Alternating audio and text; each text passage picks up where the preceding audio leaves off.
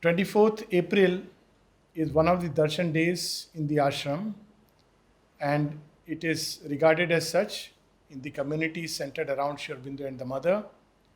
The mother spoke of this day, or rather revealed its significance, as the tangible sign of a sure victory over the adverse forces. So, what is special about this day?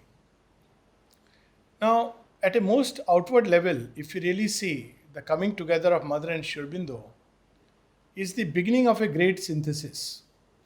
In fact, each and every action of Mother and Sri Aurobindo has left, in the words of Sri Aurobindo in Savitri, the footprints of a God. So, all that they have done, all that they have written, all that they have, wherever they have stepped, has become a place, a center, or a mark, or a pathway along which humanity is bound to follow.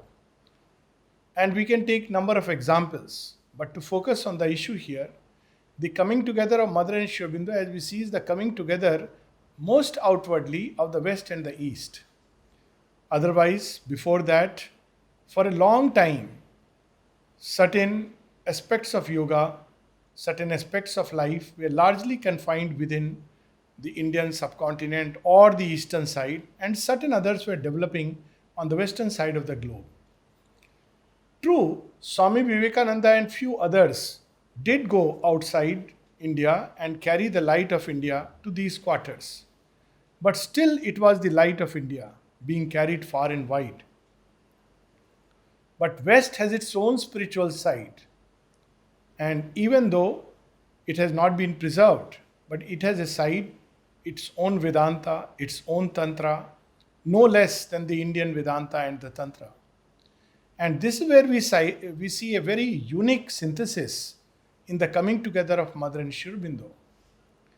While Sri Aurobindo, as we know, had arrived at the highest realizations of both Vedanta and the Tantra independently. In Vedanta, he had arrived at the stillness of the consciousness, the experience of nirvana, the Advaita, the vacant infinite, among many others. Vasudevam Sarvamiti, seeing the supramental divine everywhere. But also he had acquired very naturally, spontaneously, as he says, by the grace of Kali and Krishna, or the grace of the Divine Mother, all the powers and siddhis, documents of which we find written in his records and subsequently even in his literature. So within him, he had already arrived at the highest possible realizations of Indian yoga from the Vedantic and the side of Tantra. So these two lines represent basically two lines of spiritual self-development.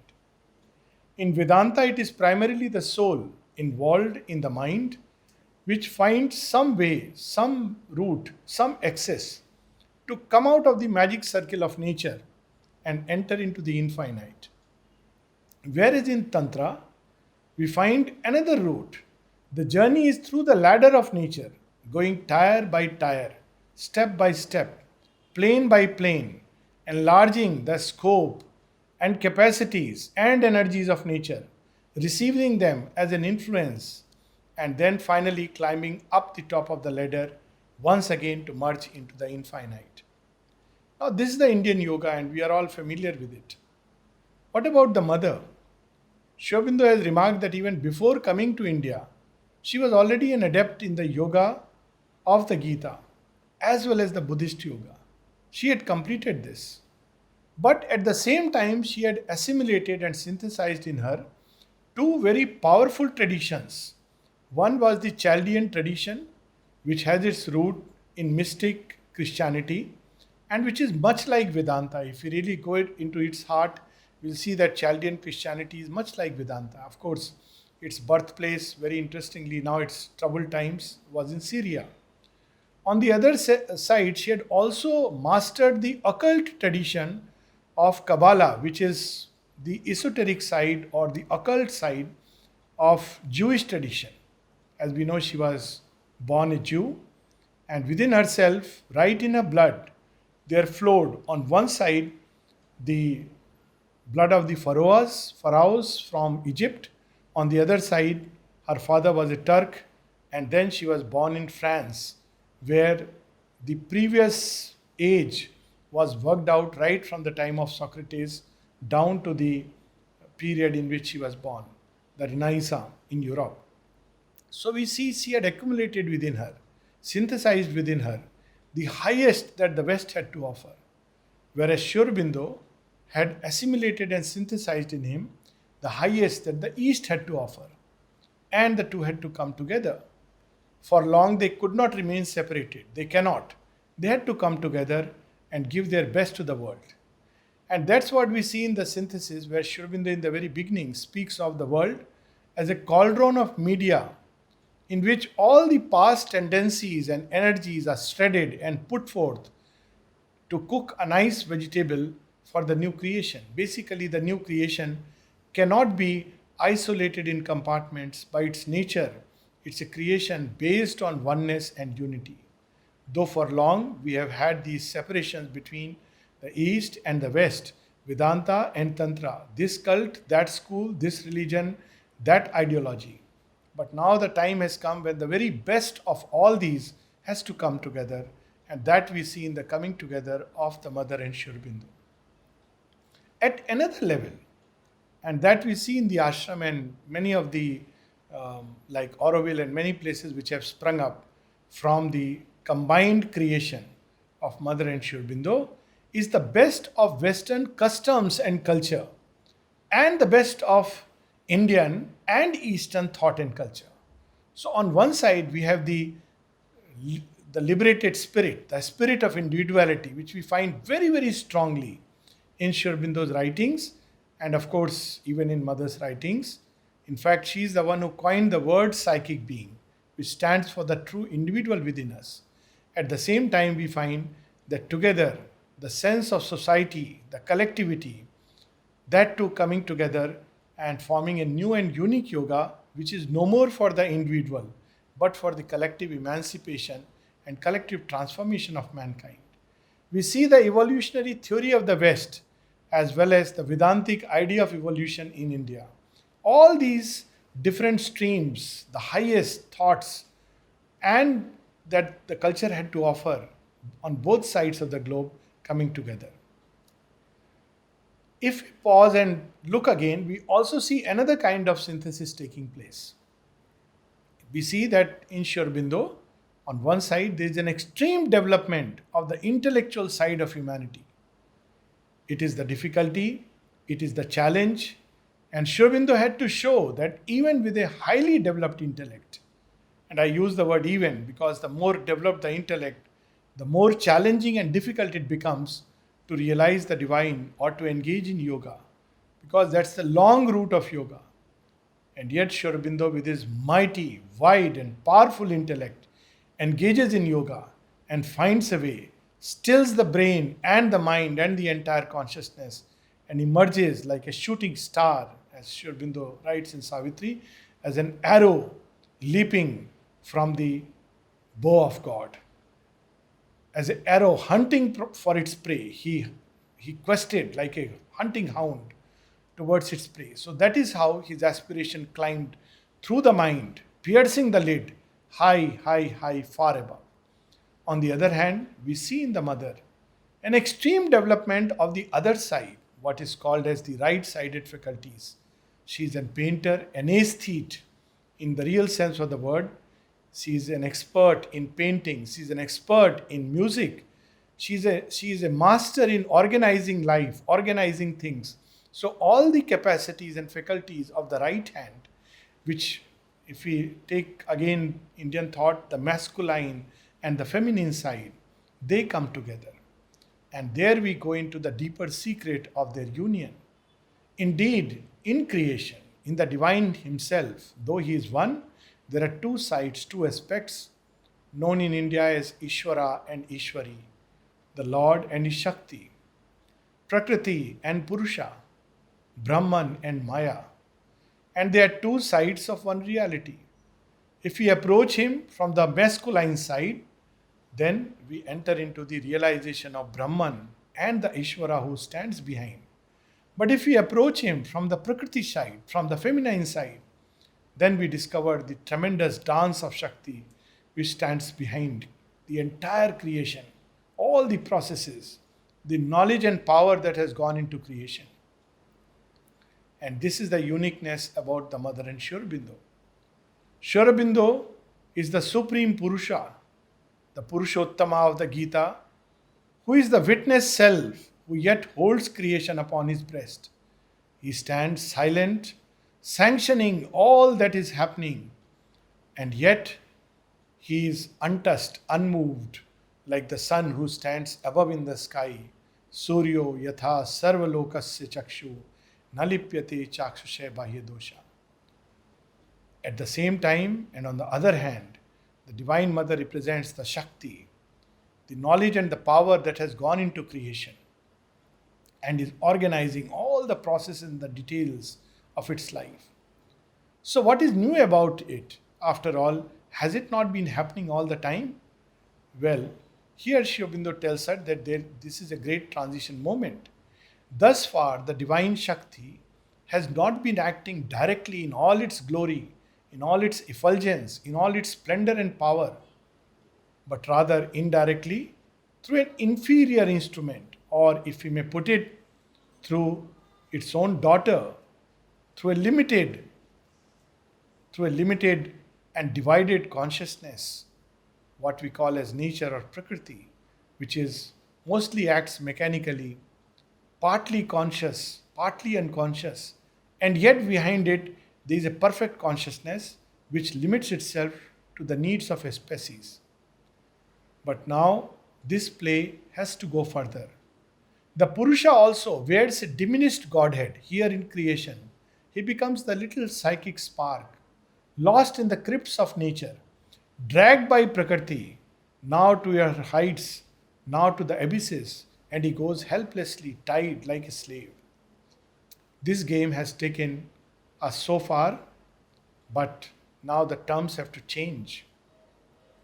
The Purusha within, the being no bigger than the thumb of man, has to recover and discover its own Godhead, the Ishvara, but also the Prakriti, which is nothing else but a diminished form of the Mahashakti above, has to once again regain and recover her own glory and splendor. So Sri Aurobindo and the mother come together to activate it, to start this process, this new cycle of evolution, where on the one side, the Purusha aspect, the soul involved in nature, will not only be liberated, but reach its highest heights of possibility, going through all these stations of consciousness where it will recover some form of itself. It will go to the very birthplace of the Jivatma, the supramental Godhead, and recover and discover its supramental Godhead, its supramental personality.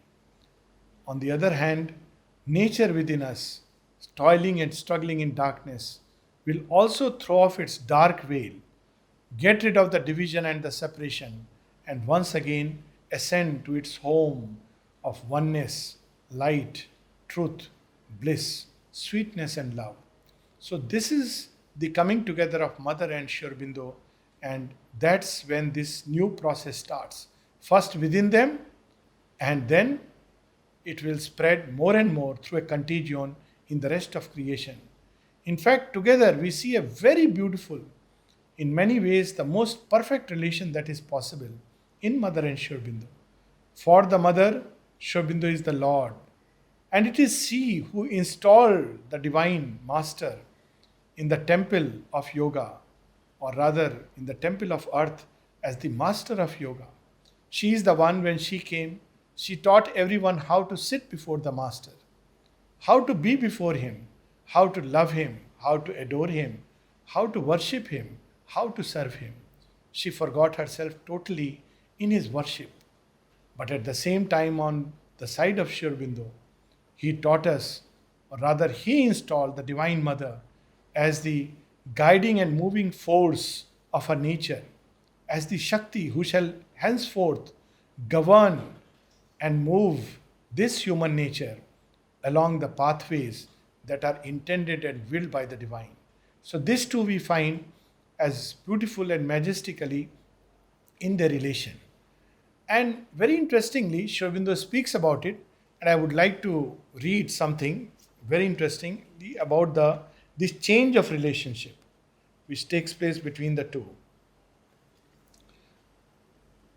First, someone has seen a dream in which he sees Sri Aurobindo and the mother as Ishvara and Shakti, or rather a vision, and Sri Aurobindo says, the mother and myself stand for the same power in two forms.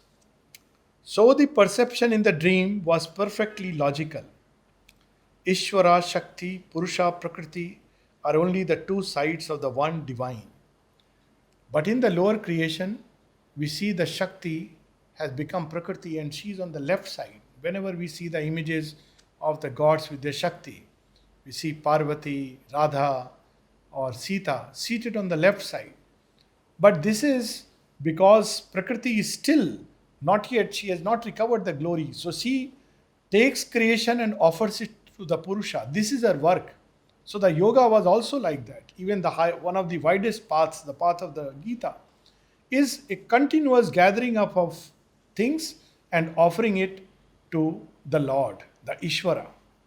But now we have gone back to the original term. This offering of Prakriti starts when once it touches rock bottom. But in the beginning, it is not like that. The divine wills and Shakti goes forth out to fulfill his will, his intent.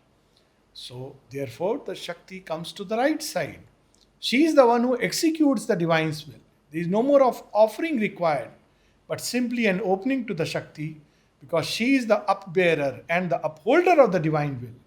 And to open to her means to automatically get the sanction of the divine. So Sri Aurobindo changed the rules of the game. Rather, set it right and put it in the right way. So the disciple asks a question: is there any significance in mother's standing on the right side and yours standing on the left in my experience? Saw like this, we see the Darshan photograph, and the first combined Darshan which took place on 24th November 1926, the Siddhi day. It's described beautifully that Sri Aurobindo sat and he was on his chair, and the mother came and sat on a stool which was onto the right side and slightly below. And Sri Aurobindo was holding his hand, lifting his hand, and kept it behind the mother. Whereas all the disciples came and they were touching their feet, and it was the mother who was blessing them. It is as if Sri Aurobindo was blessing through the mother. So this is the right relation. And Sri Aurobindo answers, yes, she is the executive power and must have the right arm free for action. Anything that the mother sanctioned or said had Sri Aurobindo's implicit sanction to it. It's a very beautiful experience of the mother where she goes to Sri Aurobindo. It's in 1959. And she tells him, the world is not ready. She asks Sri Aurobindo, she speaks of the world of truth and tells him all the plans. And she says, Sri Aurobindo doesn't say a word. What does he do? He picks up 3 combs and puts them on 3 sides of his head. And then the mother says that it meant that Sri Aurobindo was telling her, I adopt all your conceptions. Whatever you have conceived, whatever you have willed, I accept it. At the same time, he just said 2 words. When mother asked, when will this world of truth, which is so near, as a lining to the world of falsehood, to this physical world, when will it manifest? And Sri Aurobindo simply said, not ready. So she is given the task of making it ready. This symbolism which puts her on the left side belongs to the ignorance. In the ignorance, she is on the left side. Not free in her action. All is a wrong action or half result. For the supramental work, the true symbol is the mother on the right side. Then, another very interesting question and answer. Someone has asked Sri Aurobindo, can it happen that one who is open to Sri Aurobindo is not open to the mother? Is it that whoever is open to the mother is open to Sri Aurobindo? It's a very interesting question. That if I am open to Sri Aurobindo, does it mean that I may not be open to the mother? And if I am open to the mother, does it mean that I may not be open to Sri Aurobindo? And this reply is an eye opener and a soul opener. Sri Aurobindo says, well, the question is it that one who is open to Sri Aurobindo is not open to the mother? Is it that whoever is open to the mother is open to Sri Aurobindo? And Sri Aurobindo says the mother proposition is true. All who are open to the mother are open to Sri Aurobindo. If one is open to Sri Aurobindo and not to the mother, it means that one is not really open to Sri Aurobindo. So beautifully he has said about this relation. And this is the true relation. The other day we were reading about this vision, and I feel like reading it again. When mother came on 29th March, she speaks about that she had had several visions before coming here, and she recognized in Sri Aurobindo as the being whom she had seen and called Krishna. And then she said that when she came back on 24th April, she describes it beautifully, something happened and she knew, yes, that's the culmination of the vision.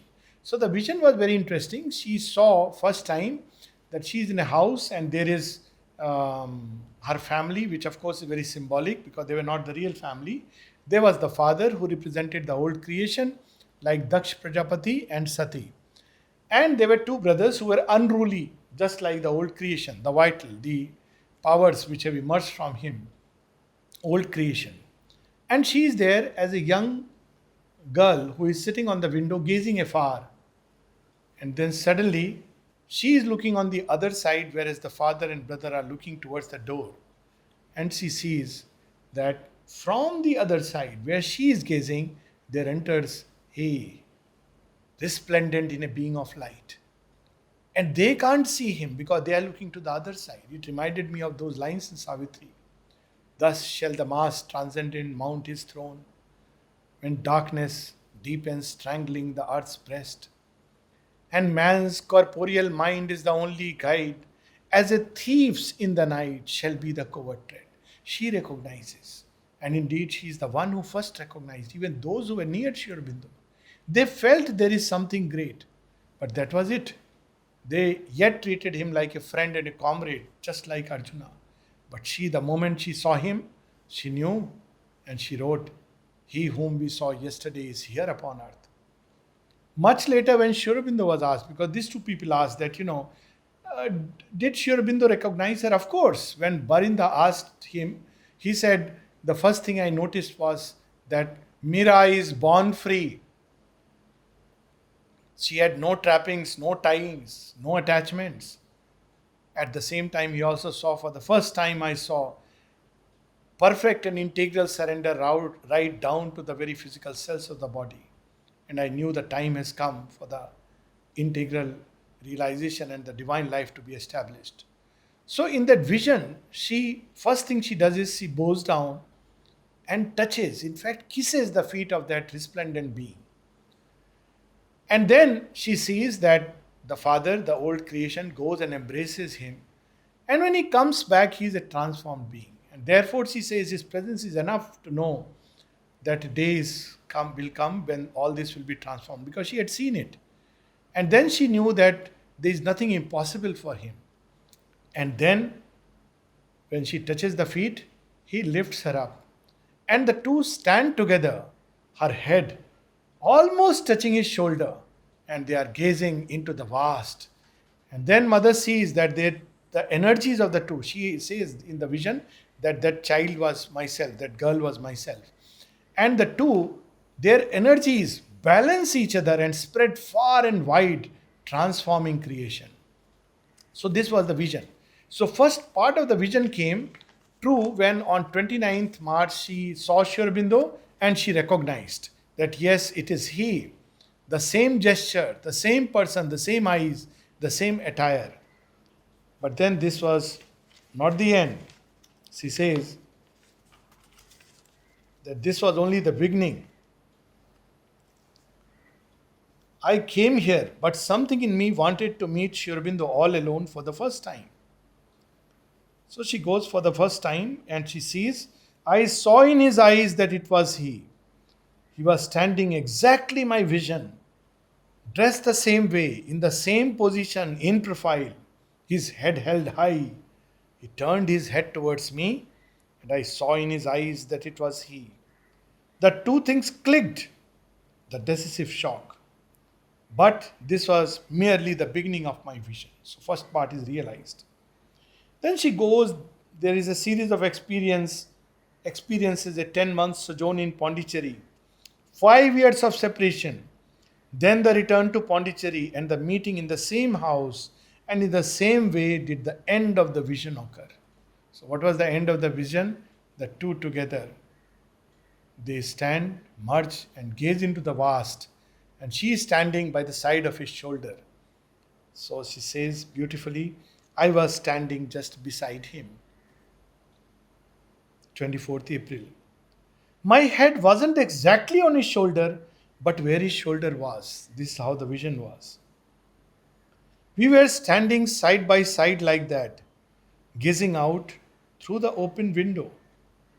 And then together, at exactly the same moment, we felt, now the realization will be accomplished.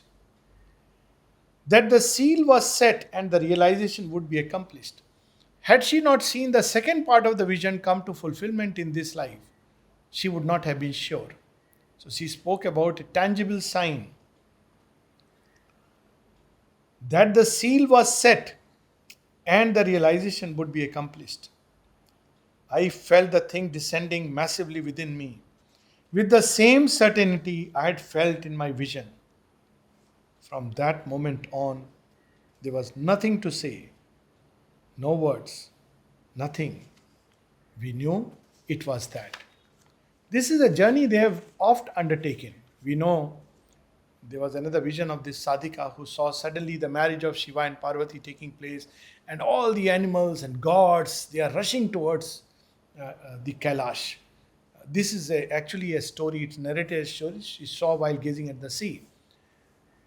And then when Shiva sees everybody has come towards this side, and so he says, there will be imbalance. So somebody has to go and balance the other side. And who else but Rishi Agast, one of the Saptarishis. So he calls him and says, you and Lopamudra have to go that side. And you have to balance creation. And they are, of course, they also want to witness the marriage.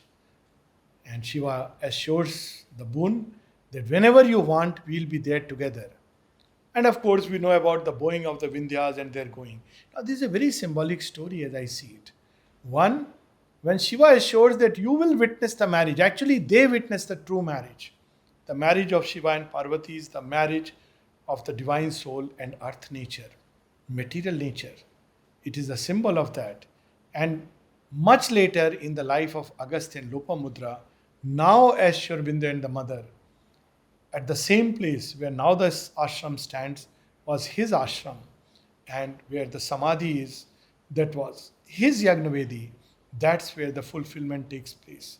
Something which was foreseen of old. And Vindhya bowing down is all the knowledge which was proud of itself. Vindhya means knowledge. Going up and up and up and blocking the sky and cutting the integral truth. Bowing down before Rishi Agast, discovering the integral reality in the light of the supramental sun. This too we see being fulfilled in its fullest form.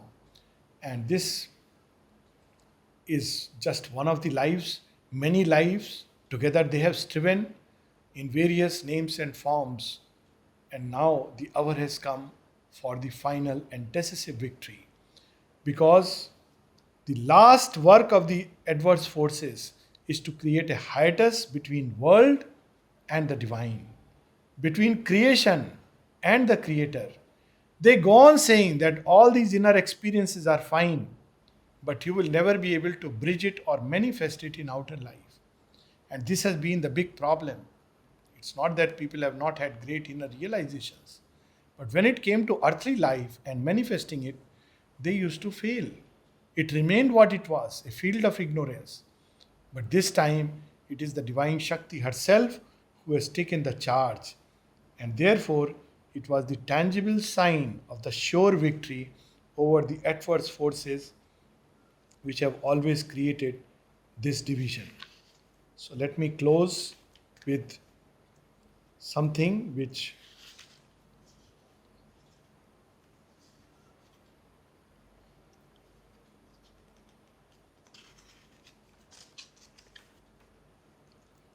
is a wonderful advice, spiritual advice to all of us. Why should we know about all this? Why don't we just read the book on yoga and practice the yoga as per the almanac? Well, there are two approaches of yoga. One is as per the scripture.